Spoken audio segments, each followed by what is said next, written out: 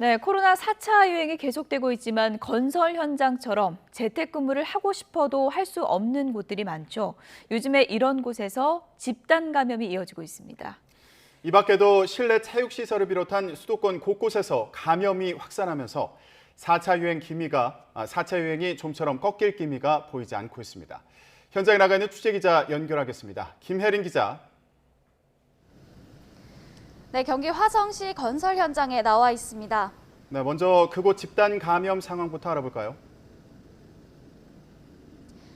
네, 이곳 건설 현장은 감염이 확산한 이후로 공사가 모두 일시 중단된 상태인데요.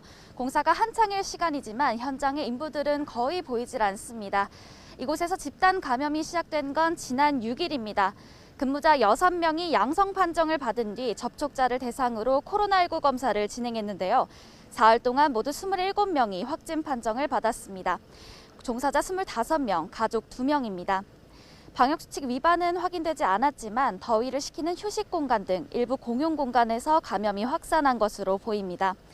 경기 파주시 김치 제조업체와 인력사무소발 집단 감염도 이어지고 있는데요.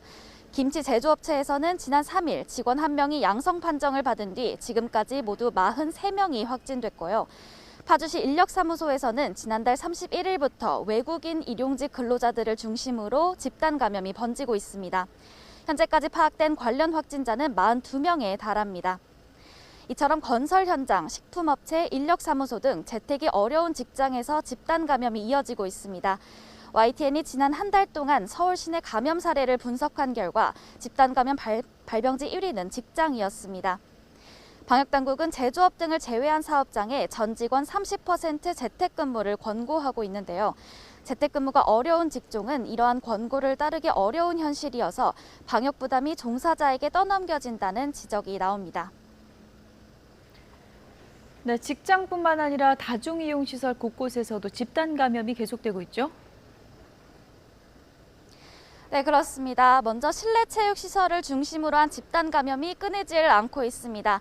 서울 서대문구 체육학원에서 첫 확진자가 나온 건 지난 4일입니다.